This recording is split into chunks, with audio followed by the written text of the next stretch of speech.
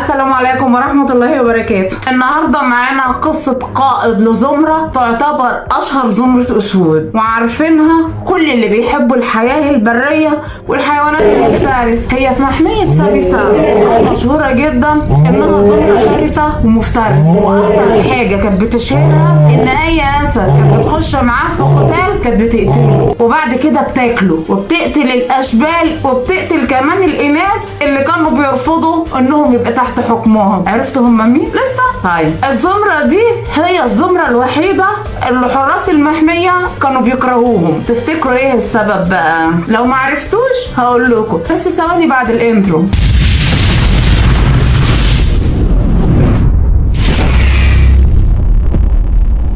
قصة القائد الأسطورة ماكولو، قائد زمرة المابوجو. ماكولو اتولد سنة 1998، وبعد كده اتولد اخواته كلهم بقى في زمرة سبارتا، وده بعد ما سيطرت زمرة ويست بويز او اولاد الشوارع على فخر سبارتا. وفي شهر 5 سنة 2000 الشبل ماكولو ضاع من الزمرة بتاعته، ومش معروف هو ضاع ازاي، بس اضطر بقى انه يعيش ويكمل حياته. وبعدها بشهرين عرف يرجع للزمرة بتاعته تاني، بس الغريب بقى ان الاناث كانوا رافضينه، بس الذكور رحبوا بيه. هي النسوان كده طول عمرها واطيه. رفض الاناث ده بقى خلى المصورين مش عارفين الشبل ده من الزمرة دي ولا جاي بيرمي جتته. حست الستات بالخيانه صاحيه حتى عند الاسود. ربنا معانا يا رجاله والله. المهم الاسد اسد برضه، والاسود مشوا كلامهم وخلوا ماكولو معاهم. وبعد فتره الاناث خلفوا اخوات ماكولو وجابوا 3 اشبال جديده، راستا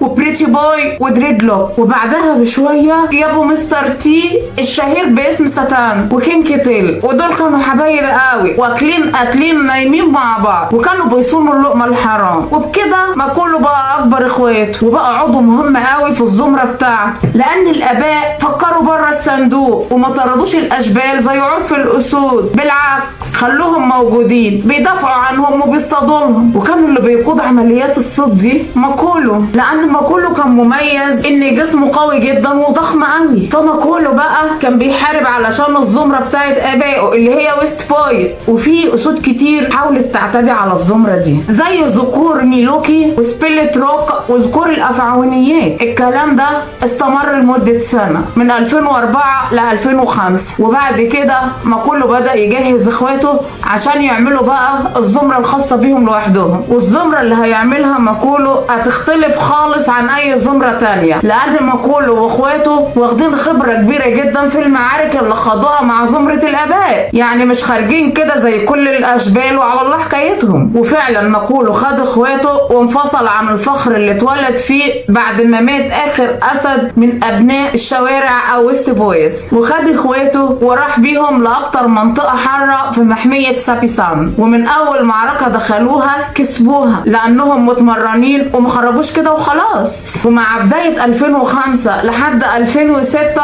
كانوا تقريبا استولوا على معظم اراضي المحمية. المابوجو كان لهم طريقة غريبة غير كل الاسود. العادي ان الاسد لما بيجي يدخل على زمرة عشان يستولي عليها بيدخل وهو ساكت. المابوجو بقى كانوا فجر، كانوا بيظهروا هم الستة ويقعدوا يزقروا علشان يخوفوا الزمرة اللي هم داخلين عليها قبل ما يدخلوا عليها، يعني حرب معنوية. المابوجو كمان كانوا بيقدروا يقتلوا حيوانات ضخمة جدا زي فرس النهر والزرافات ووحيد القرن لو صغير شوية. وكان سر نجاح المابوجو انهم بيصطادوا الفريسة من دماغها ويوقعوا راسها في الارض. وكان اعنف 2 في الصيد كينج تيل اللي معروف باسم شاكا، ومستر تي اللي معروف باسم ساتان. ماكولو كان بيهتم قوي انه يحافظ على اخواته ويحميهم من الاخطار، والاخطار دي ظهرت قوي لما ظهر اسد اسمه لانجوليني، وحصل قتال شرس جدا بين لانجوليني وماكولو علشان السيادة على الارض، وكسب فيها ماكولو وخرج بجروح بسيطة. وطبعا خد الارض اللي كانت تحت سيطرة لانجوليني. والاشبال كبروا في حماية اخوهم، بقوا يمشوا في المحمية ويقولوا يا محمية تهدم عليك قد كفاية. بس نعرف ان خلال المسيرة بتاعتهم قتلوا اكتر من 100 اسد بالغ غير الاناث والاشبال، وغلبوا كل الاسود اللي حاولت تواجههم او تقرب من الزمرة بتاعت المابوجو دي. وده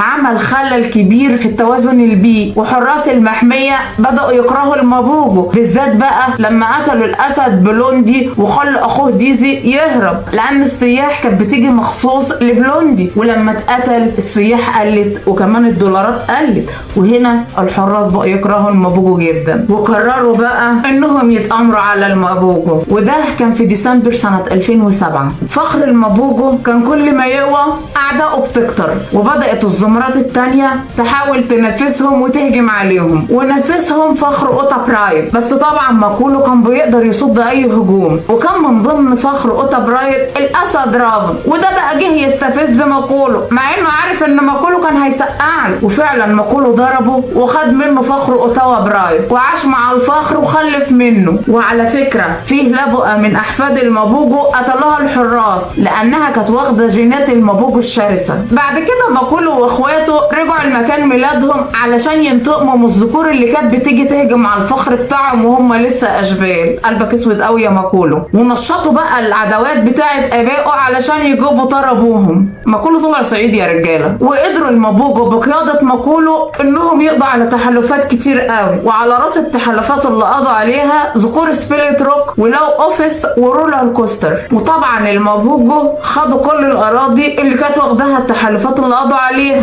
ومشيوا بقى وعاشوا في الارض فسادا. وعلى سنه 2008 بقت معظم اراضي محميه سابي ساند بتاعه المابوجو، بس مستر تي حب يبقى الزعيم وما حبش ان ماكولو يبقى زعيم لوحده. وهنا بقى ماكولو استندل قال له بقول لك ايه يالا، بلا خد بلا كلام فاضي، انا اساسا مش عارف انا كنت ضايع ولا انتوا اهلي بجد، بقول لك ايه يا تي. وما قالوش يا مستر انا صحيح يمكن ما كنتش اخوه بس انا اكبركم ولازم ابقى الزعيم. ودخل ماكولو في قتال شرس جدا هو ومستر تي، والقتال ده انتهى ان مستر تي اتغلب. ساعتها ماكولو بقى وقف يزقر وفخور بنفسه، اثبت انه قوي يستحق يكون الزعيم. المعركه دي للاسف فرقت الزمره، ففضل ماكولو وثلاثه من اخواته معاه وهما بريتي بوي وراستا ودريد لوك. اما بقى مستر تي وكينج كيتل فراحوا على الناحيه الشرقيه علشان يحرسوها هي والناحيه الجنوبيه، عشان في اسود كتير كانت بتيجي من الناحيه دي تهجم على زمره المابوجو. وفعلا مستر تي وكينج كيتل قابلوا تحديات كتير جدا عشان يحموا الحدود الشرقيه الجنوبيه للمنطقه، بس الناحيه الغربيه كانت دايما هاديه وما فيهاش مشاكل كتير، وده اداهم الفرصه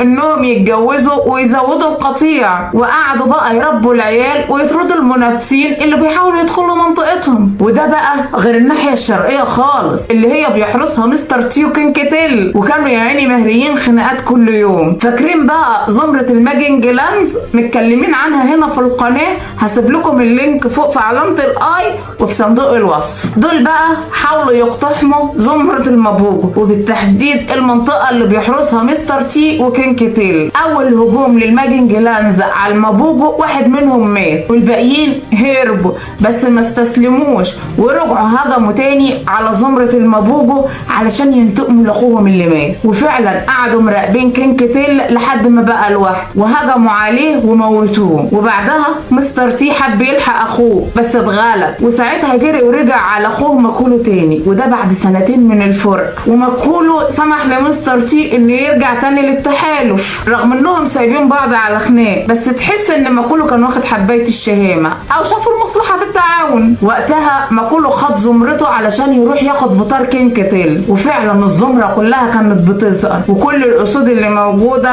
خافت من شكلهم ومن الشرر اللي طالع من عينيهم. حراس المحميه بيقولوا انهم شافوا افراد المابوجو الخمسه بيطاردوا زمره الماجنج لاندز، وفضلوا يجروا وراهم لحد ما طلعوهم بره حدود المنطقه الشرقيه، لحد ما وصلوهم لمحميه كروجر الوطنيه في الشمال الشرقي وبعدهم خالص عشان يضمنوا انهم ما يرجعوش للمنطقه بتاعتهم تاني. بعدها بفتره بقى فيه مجموعه من الصيادين بالتآمر مع الحراس قتلوا راستا، وماكولو حزن جدا على موت اخوه وفضل مع اخواته الثلاثه بريتي بوي ومستر تي ودريد لوك. مع ان ماكولو بقى بدأ يكبر وكاريزمته بدأت تقل، بس فضل برضه هو اللي مسيطر على الزمره. بعد موت راستا بكام شهر الصيادين تاني وبمؤامره الحراس تاني قتلوا دريد لوك، وبكده المابوجو بقوا ثلاثه. وسنه 2011 في اسود لسه شباب حاولوا يخشوا المنطقه الغربيه اللي بيحميها ماكولو واخواته. التحالف ده كان تحالف الماتيمبا. وقتها ماكولو واخواته قدروا يقتلوا اسد من اسود الماتيمبا وطردوا اللي فاضلين اللي قرروا ان هم ينسحبوا. في المعركه دي ماكولو اتصاب اصابات خفيفه. بعدها بفتره بسيطه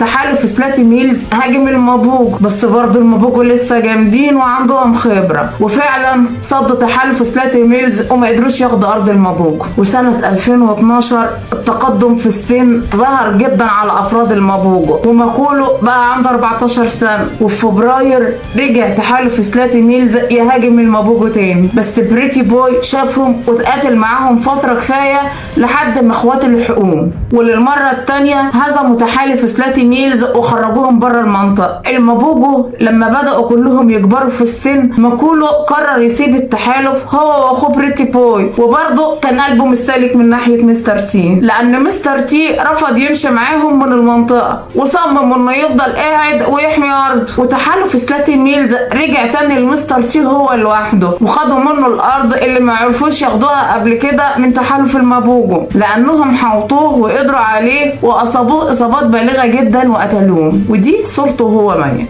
ويقال بقى إن ماكولو وبريتي بوي رجعوا تاني للأراضي اللي اتولدوا فيها في مالا مالا، ورجعوا طبعا يصطادوا عشان يعيشوا. الغريب بقى في الموضوع إنهم كانوا بيتمشوا عادي في المنطقة بتاعتهم ومفيش أي أسد بيقرب منهم. الأسود كانت خايفة منهم رغم إن سنهم كبر، والمفروض الأسود عارفة كده. وكان ماكولو وبريتي بوي يعدوا زي أسود جوال. وفي شهر إبريل اتعرض ماكولو وبريتي بوي لهجمات شرسة قوي من تحالف كروجر اللي كان زعيمه وقتها فريدي واخوه الصغير ليمبر، بس ماكولو قتل ليمبر ووقتها فريدي هرب. وفي شهر يوليو رجع فريدي تاني وهاجم ماكولو، والمرة دي قدروا يصيبوا اصابات شديدة قوي، وكان ماكولو على وشه انه يموت بس ما ماتش. بس دي كانت اخر معركة يدخل فيها هو واخوه بريتي بوي. ماكولو رغم الجراح القوية اللي تعرض لها في معركته مع فريدي رجع تاني وعاش مع اخوه بريتي بوي بعيد عن الارض اللي اتعودوا يحكموها، وبرضه كملوا في الصيد عشان يعيشوا